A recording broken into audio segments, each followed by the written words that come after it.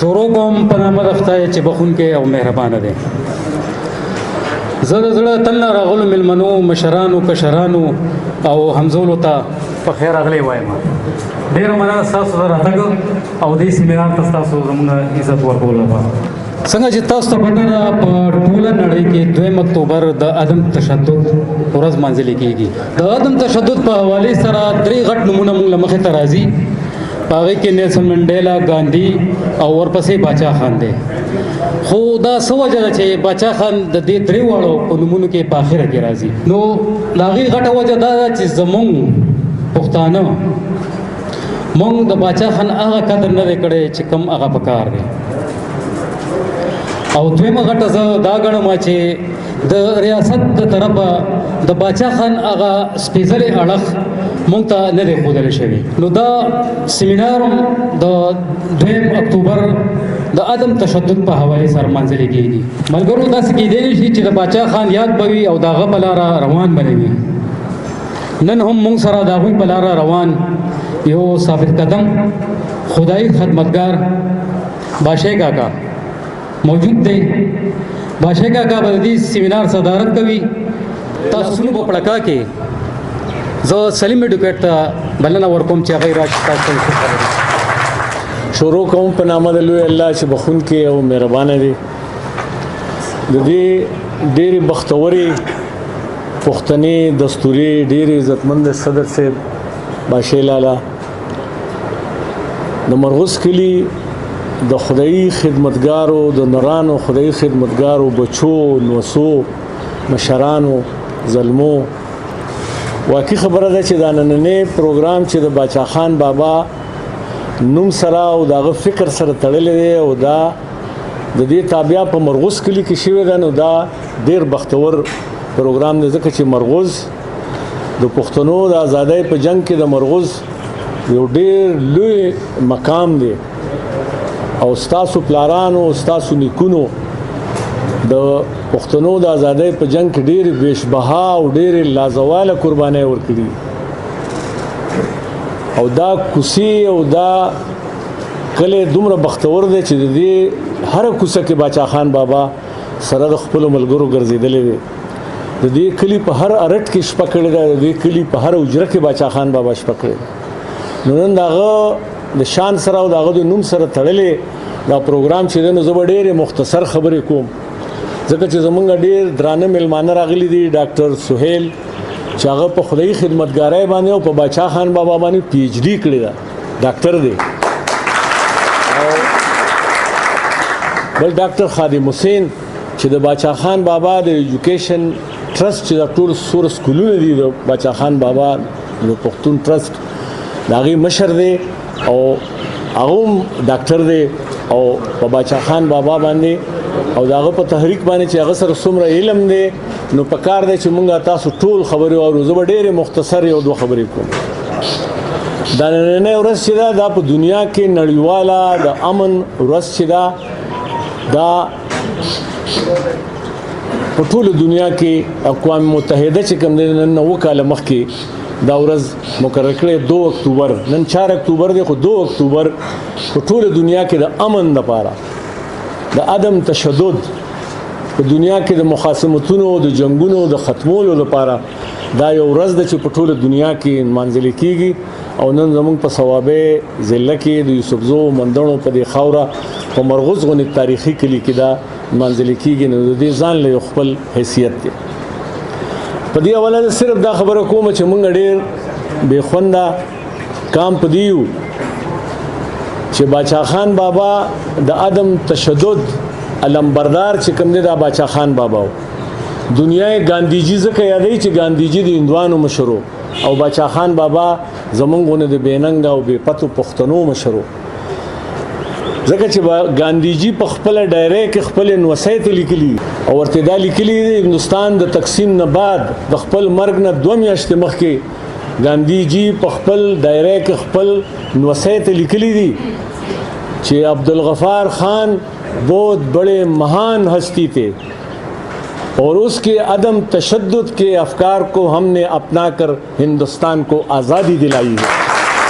دا د ګاندیجي خبره ده. خو موږ دومره بې خونده یو چې موږ د خپل هغه محسن چې هغه د خپل ژوند هره درېیمه ورځ په جیل کې تېره کړې، د هغه 100 کاله عمر و 36 کاله څه کم 36 کاله هغه په جیل کې تېر کړي دي.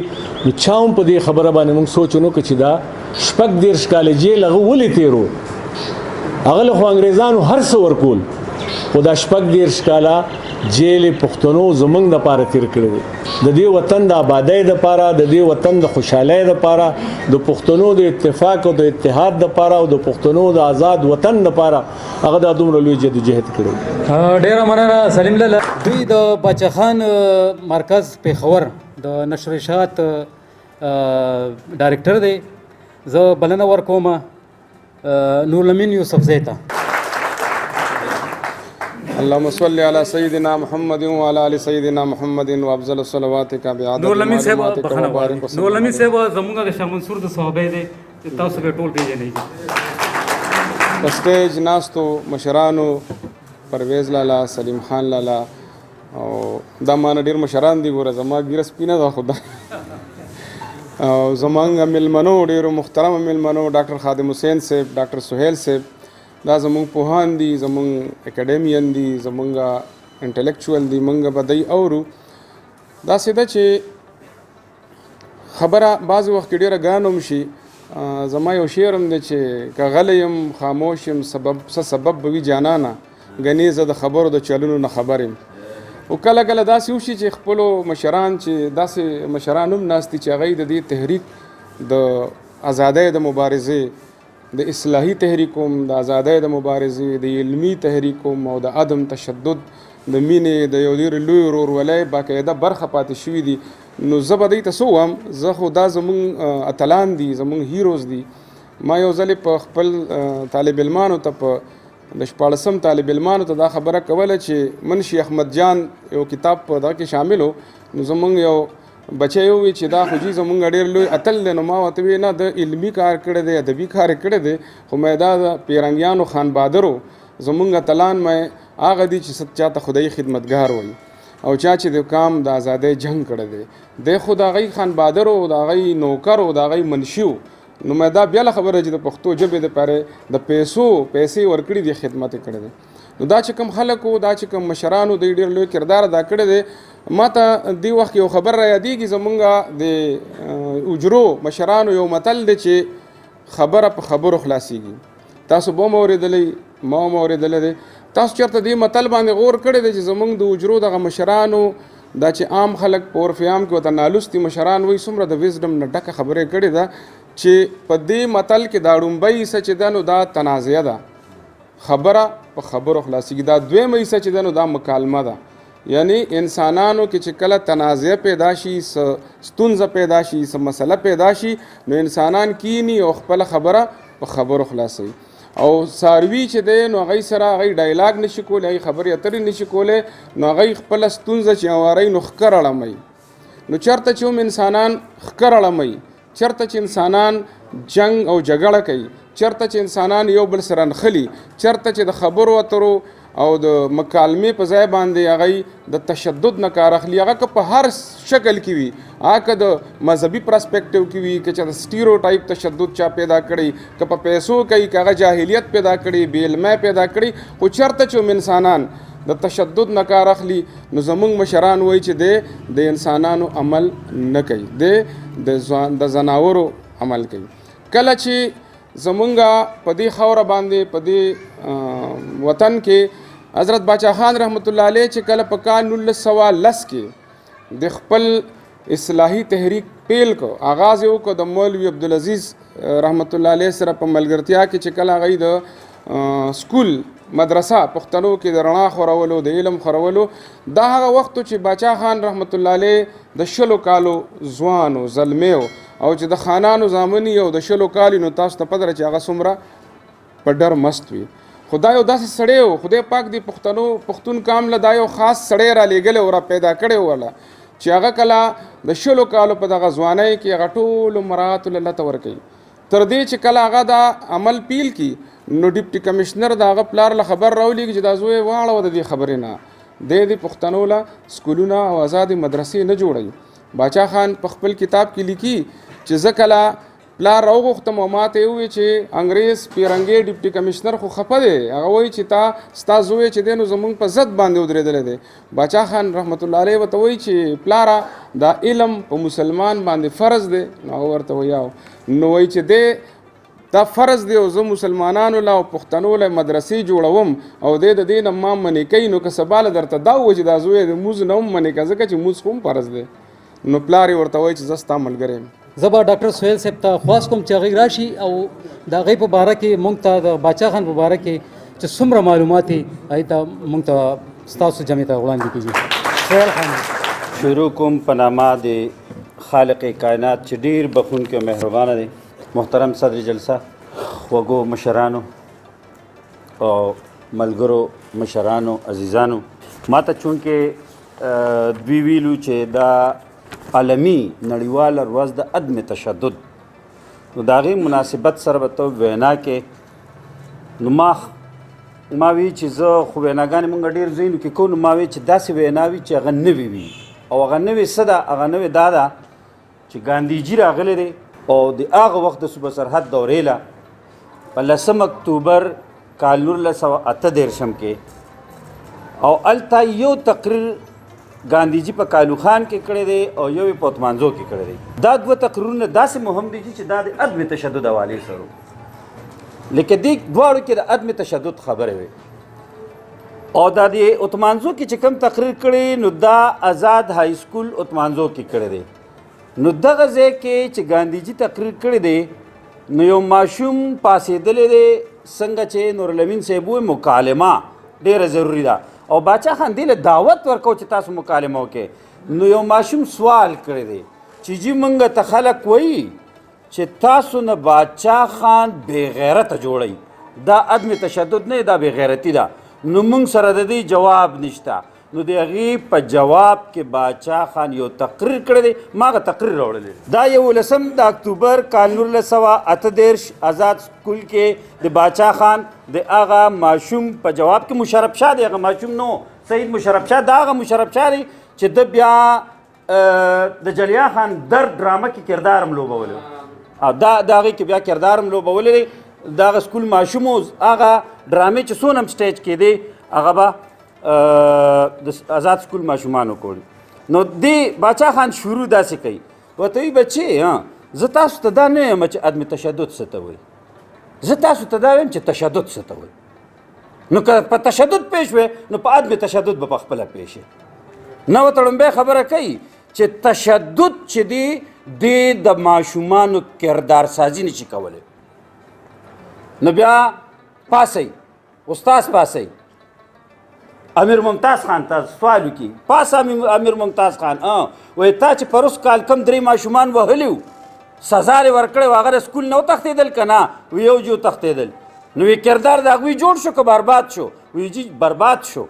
نو وی وګورئ چې کوم تشدد د قام د بچو کردار سازي نشي کولی، عدم تشدد کردار سازي کوي. داس ګورئ د هغې خبرو ته وګورئ. بیا بل وایي چې د قام او د ولس تربیت تشدد نشي کولی.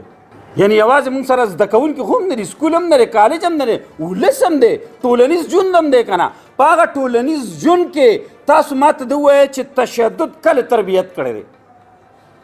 نو دا عدم تشدد دی چې فلانې خدای خدمتګار او فلانې خدای خدمتګار نن ځي او جوماتونه حجرې صفا کوي، څنګه چې نورالامین صاحب وایي دا حجرې جوماتونه بهادر سړي صفا کولی شو، عام سړي دا کار کولی شو. عام سړي نن ته وګوره، نن موږ لیبل کړی نه ده چې دا صفایي به چواړیان کوي.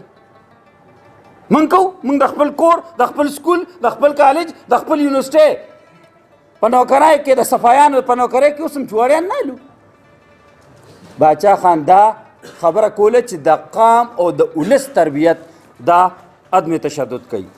دی بیا وایي چې زه ځکه عدم تشدد فلسفه د کال 1910 نه استعمالوم په دې درته خبره کومه د ګاندیجي هم درته خبره کوم او د نیلسن منډیلا هم درته خبره کوم چې دې دواړو کې فرق سو زه ځکه دا کوم چې زه د خپل قام تربیت غواړم ما سره د خپل قام د تربیت کولو بله لار نشته نو دا اوس دا خبره زما خپله ده دا چې باچا خان دا تقریر کو نو د دې دپاره کو چې عدم تشدد د پښتنو د تربیه کولو دپاره یو سټریټیجي وه یعنی دا یو داسې وخت و چې په دې وخت کې پښتنو دپاره یو تګلاره پکار وه هغه تګلاره وه ده ښه بیا جي بله خبره باچا خان څه کوي او وایي چې تاسو چې تشدد فلاني وي چې فلاني سره جنګ وکړو او فلانی چې فلانی سره جنګ وکړو نو نتیجې سره ووتې ده نو کس پاسې د هغه وتې نتیجې داره وتې ده چې 2 مړي پکې نور وشو نو بیا ورته باچا خان څه وایي باچا خان خبره اوس وره د تشدد نتیجه غیر متوقع وي د تشدد نتیجه غیر متوقع وي تا ته دا پته نه لګي چې د دې نتیجه به سي او بله ورته څه وایي او دې سره تشدد نور هم سیوا کیږي بیا بله ورته څه وایي دې سره رویې د وقتي دباو ښکار شي خو مستقل حل نی نو د دې په نتیجه کې څه چل کېږي نور تشدد را برسېره کېږي نور تشدد کېږي نو دې ورته وایي باچا خان ورته وایي چې زه ځکه دا کوم چې زه پښتنو له متوقع نتیجه غواړم زه غیر متوقع نتیجه نه غواړم پښتنو له زه یو متوقع نتیجه غواړم زه په دې خیال دا تحریک ما شروع کړی دی چې پښتانه به زه را بیداروم دوی به زه په خپلو خپو ودروم زه اکثر خلکو ته وایم که نه هلته وایي فلاني سکول جوړ کړه فلاني بھائی دا سکول چې تا جوړ کړو یونیورسټي دې جوړه کړه دې ته به لیږي څوک خو دا پښتانه به ورته زوی لیږي یا به ورته لور لیږي نو ستا څه خیال دی چې په ده کې دا شعور چا راوستلی چې دا زوی او لور باندې تعلیم وکړه دا پکې باچا خان راوستلی دلته تعلیم د تعلیم ریشو سو د تعلیم حال سو په زرو کې 4 پښتانه تعلیم یافته وو چې کله دا صوبه جوړه شوه د فرنګي په زمانه کې او بیا چې باچا خان سکولونه کوله وکړل نو د هغې په ضد دومره خلکو تعلیمونه وکړل چې زه راته ویلی نشم نو اوس دې ځای کې اوس وګورئ چې دې ځای کې باچا خان چې اوس کله دا کوي اوس دا خبره زما خپله خبره ده دې ځای کې دی چې کله پریډکشن کوي دی وایي چې ما ته یو پریډکټیو نتیجه راشي نو دا څه شی دی دلته دا تکنیک دی دلته دا د ټکنیک په طور باندې کار کوي ځکه چې پښتنو کې مخکې دا ټکنیک چانو استعمال کړی مخکې خو پښتانه اوس هم چې وال خوري په دې وال خوري د نر زوی د بادر زوی ستا پلار هم نرو ستا نیکه هم نرو ورځه پې سترګې دې سرې دي اتاله سترګې سرې کړي او بیا باندې څه کوي تشدد کوي باچا خان دوی ته دا ویلي دي چې نه به چا په دې خبرو کې راځي چې زه نر یم زه بادر یم زما پلار هم نرو بادري داره د خپل قام خدمت بیا بله خبره ده باچا خان خبره بیا ورته وایي چې بچې مشرفه دا ورته وایي چې اواز ورسره کوي مشرفه بچې تشدد یو ناپسندیده عمل په توګه نور ناپسندیده عملونه پیدا کوي تشدد باچا خان خبر وره تشدد د یو ناپسندیده عمل په توګه نور ناپسندیده عملونه پیدا کوي او په وضاحت کې ورته وایي چې هغه فلاني زوی چې سړی یې ویشتو زخمي و نو هغه جیل ته لاړ وی چې جیل ته لاړ څونه سزا یې خوړه وي 6 میاشتې وی چې راخلاص شو نو څه چلو شو نو بله لږ جواب ورکوي جوس شو کې هم کوي او ډاکې هم کوي وی اوس وګورئ د تشدد نتیجې ته اوس وګورئ چې یو تشدد دی وکړو نو هغه یو که تا تشدد وکړو هر چا چې په هر چا تشدد وکړو که ریاست وکړو په خپلو عوامو باندې عوام په عوامو وکړو اب نور ناپسندیده عملونه پیدا کوي او دې ځای کې څه چل کوي دې ځای کې باچا خان ناوړې عملونو ختمولو لپاره چې دا د عدم تشدد فلسفه دې لپاره راغلې ده چې په معاشره کې څونه هم ناوړه عملونه دي ختم شي بیا بله خبره ورته څه کوي بله ورته وایي چې تشدد نفرت او کرکه پیدا کوي او دې سره په ټولنیز ژوند کې انارکي پیدا کیږي افراتفری پیدا کیږي تختې لکه هغه روي ویشتې ده تختې هر سړی تختي تیښته کوي څوک مخې له نه راځي چې دا خبره حل کو انارکي راځي نو هغه انارکي دپاره باچا خان وایي چې ځکه عدم تشدد په لاره راغلی چې زه پښتانه جمهوریت طرف ته بلمه. جمهوریت کې خو انار کینی، جمهوریت کې خو هر سړي ته د خپل خیال او د تصور د رای ورکولو ازادي وي. خادم صاحب ته بلنه ورکوم ستاسو د لاس په پړکا کې چې د عدم تشدد او د باچا خان په حواله سره تاسو ته خبرې وکړي. ډېر زیات مننه کوم د صدر صاحب په اجازت د دې محفل د صدر پرویز صاحب ډېر موده پس مولیدو ډېر مننه کوم، سلیم خان لالا، سهیل صاحب، نورالامین صاحب او ډېر زیات مننه کوم. ډېر خوشحال یم د غیور شاه صاحب دا غونډه راجمع کا زمونږ د ګوند ملګرو په مرسته. یو سوال دا دی او ډېر مهم سوال دی چې دی دور کې د عدم تشدد یا د عدم تشدد سره د تړلي د مبارزینو د هغه مبارزه کوونکي چې هغه د عدم تشدد په بنیاد، په دې بنیاد چې انسانان د یو بل نه ازاروي، په دې بنیاد چې انسانان به یو بل ته زیان نه رسوي، په دې بنیاد چې انسانان به یو بل سره د ډایلاګ په ذریعه، د مکالمې په ذریعه، د خبرو اترو په ذریعه ستونزې هواروي. دا سوال یا دا یاد په نن دور کې ولې روچت شه؟ یا دې سره تړلی سوال دا دی چې دا اوس مونږ کوم یو دلته چې کوم ځوانان زمانه کشران ځوانان ناست دي، هغه دا د خدای خدمتګارۍ څلورم نسل دی، دا د خدای خدمتګارۍ څلورم نسل دی، څلورم پړاو دی. دې څلورم نسل د دې څلورم نسل ته دا ضرورت ولې را پیښ شه چې خدای خدمتګاري یا عدم تشدد سر دوباره دریافت کی بیا عمومي؟ دا مهم سوالونه دي او دا مهم سوالونه ځکه دي چې د انسان بشریت دې سره تړلی دی، د انسان تکریم دې سره تړلی دی. کله چې موږ دې سوال باندې غور کوو چې انسانان یو بل ولې په تکلیف کې اچوي، نو هغه دوه نورو سوالونو سره تړلی شوي.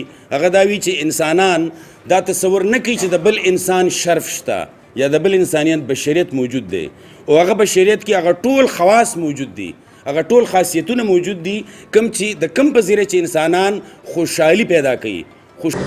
زه بلنه ورکوم پرویز خان ته چې راشي هغه یو څه خبرې دي. ستیجانا پښتانه به غلامان کب کې پیدا فخر افغان نه چې عظمت د اغیار سترګې پریخي هر پښتون دې د باچا خان غوندې بدنام شي. باچا خان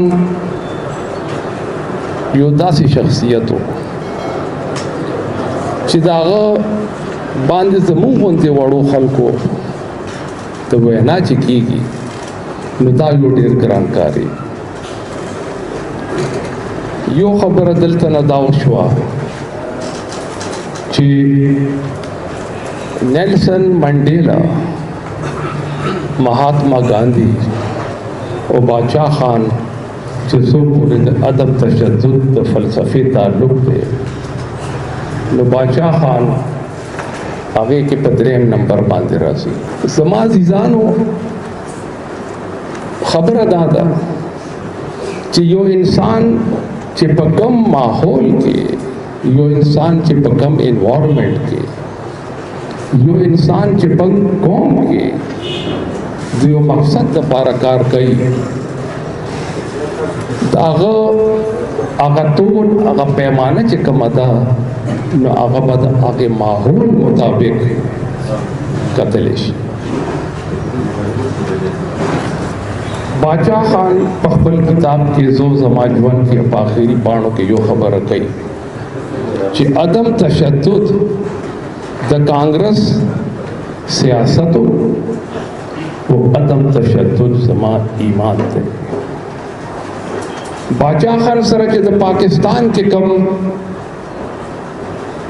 سلوک و برتاو وشو، همدغه قسم برتاو باچا خان سره کانګرس وکړی دی. هغه کانګرس چې باچا خان ټول عمر دغه یو لیډر و، خدای خدمتګار چې کانګرس کې هغه د خدای خدمتګارو په ډول باندې یو ډېر عظیم جدوجہد کړی دی. لیکن چې کله خبره داسې راله نو هغوی هم باچا خان په ډاګه پرېښودی. نیلسن منډیلا چې څو پورې تعلق و د تور د سپین لسانی مسله وه. ساؤتھ افریقہ کې چې کم ماحول جوړ هغه ماحول د پښتون ماحول نه ډیر زیات هغې کې فرق و. پښتون څوک دی؟ عدم تشدد څه ته وایي؟ پښتون په لاس کې د ده چې بچې پیدا شي دی په ټوپکو باندې ډزې کوي. دې پښتون کې دا خبر اچول چې ته دا ټوپک کېده او ته دا مخ ونیسه چې زه دله سپېړه درکم او بیا بل مخ ونیسه چې زه دله سپېړه درکم. دا ډېر لوی ګران کار و. دا یو باچا خان کړی دی. جی تاسو څنګه چې تاسو ته پته ده چې په صوابای مرغوس کلي کې د نان وایلنس انټرنیشنل ډے په مناسبت سره کم چې د عدم تشدد نړیواله ورځ لمانځلی شي په ټوله نړۍ کې د هغې په مناسبت سره په مرغوس کلي کې یو سیمینار تابع شوی وه. دغې ته ډېر لوی خلک ډېر پوه خلک د دغه عدم تشدد د باچا خان پیروکار د دغه لارې لاروي ډېر زیات راغلي وو. موږ سره ډېره زیاته مننه کوم د باچا خان د عبدالولي خان پوهنتون مردان د پښتو څانګې چیرمین او د باچا خان باندې چې پی ایچ ډي کړې ده ډاکټر سهیل صاحب را سره ولاړ دی. هغوی ته به خواست کوم چې د نړیوالې ورځې په مناسبت سره د پښتون ولس ته د کام ته به څه پیغام ورکول غواړئ یا د دې مناسبت سره به څه را سره شریک وي؟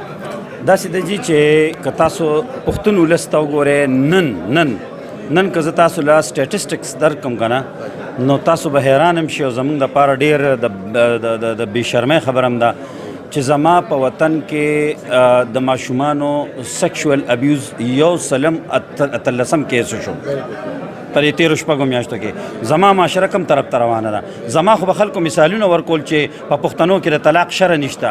زما خو به خویندې میندې د بچو د ماشومانو د بزرګانو د مشرانو کوم عزت کېده دا د دې وجې کېده چې د باچا خان روزولې معاشره د عدم تشدد په بنیاد باندې چې کومه جوړه شوې وه هغه لګیا وه هغې خپل کار کو. اوس زه فکر کوم چې عدم تشدد نه موږ لرې شو د باچا خان د پیغام نه لرې شو.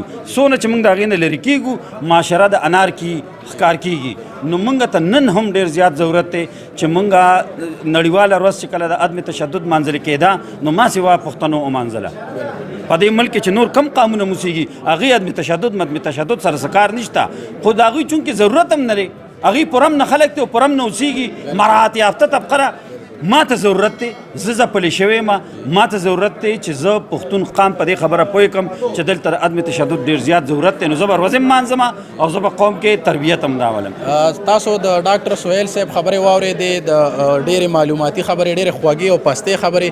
زه را سره تاسو وینئ چې څوک را سره ولاړ دي. سلیم لالا را سره ولاړ دی زموږ ډېر محترم لالا. په دغه یو شعر به زه هغوی ته خواست کوم چې موږ سره خپل تاثرات شریکي چې باچا خاني مینه مې ونیسه ډاډه په غېږ کې زما د سرې ټوپای جانانه زما نره یاره. ډېره مننه. همدغه خبره دا ده بنیادي چې نننۍ ورځې په مناسبت چې دا د عدم تشدد نړیواله ورځ ده چې په ټوله دنیا کې د اقوام متحده د مخې چې کوم نن نمانځلې کېږي. خبره دا ده چې په دې ریاست پاکستان کې واحد موږ پښتانه یو چې موږ د جنګ ښکار یو. 40 کالو راسې زموږ په وطن کې د خدای او رسول په نوم باندې یو جنگ یو پردی جنگ زموږ کور ته رادننه شوی دی چې موږ یې تباه او برباد کړو. زموږ د صوبه د پښتنو خاوره چې کوم ډېره جنګ ځپلې ده. زموږ معاشرتي ژوند چې زموږ په وطن کې عزیزولۍ ماتیږي ورورولۍ ماتیږي. موږ ته په دې وخت کې د عدم تشدد د باچا خان بابا دغه د مینې او د ورورولۍ دغه نظریې او د عقیدې خپلولو ډېره لوی اړتیا لرو. موږ ډاکټر صاحب که د جدید وخت چې کوم اوس خو د نوې کل جدا طرف ته روان دی په دې وخت کې عدم تشدد طرف ته به دی څنګه راوستلی شي؟ ما ته داسې ښکاري چې د ټولنه کې په منطقه کې په ریاست کې په نړۍ کې د تعلیم نه زیږېدلی یعنې د تعلیمي نظام نه زیږېدلی یا د تعلیم یا د علم د تخلیق عمل دا به ذات خود پر ډېرو حوالو بنیاد لري بنا لري په تشدد. یعنی دا په دې بنا لري چې څنګه د نور انسانانو تاریخ یا تاریخي حافظه هېره کړې شي د هغې نه څنګه د نور انسانانو په وسیلو ولکه کې راوستی شي څنګه نور انسانانو اختیار ولکه کې راوستی شي ما داسې ښکاري چې یو خو دې دپاره د متبادل تعلیمي نظام ضرورت دی خو متبادل تعلیمي نظام به خو چونکې ډېر وخت علي هغې دپاره به ذاتي خود د عدم تشدد د مبارزې ډېر لوی موده غواړي او ډېر لوی کار غواړي د دې دپاره چې کوم لنډ او لنډمهاله کار کیدی شي هغه دا دی چې موږ د غیر رسمي تعلیمي ناستې یا غونډې د سټډي سرکلو په ذریعه د غونډو په ذریعه د ناستو په ذریعه د عدم تشدد فکر د انسانانو یو بل باندې د غلبې د نشت فکر چې یو بل باندې غلبه راونستی شي د بشر دوستۍ فکر د ټولنیز عدالت فکر د صنفي برابرۍ فکر د ملت پالۍ فکر او څنګه انسانانو ته ټول انسانانو د حق د دې حق مبارزه چې د ټولو انسانانو د حق دی د ټولو قومونو د حق دی د ټولو ټولنو د حق دی چې هغه په خپل ځان په خپله حکمراني وکړي او هغه د خپل وسیلو نه په خپله افاده وچته کړي او د نورو انسانانو نورو ټولنو افادې ته څه خطره یا څه ازار پېښ نه کړي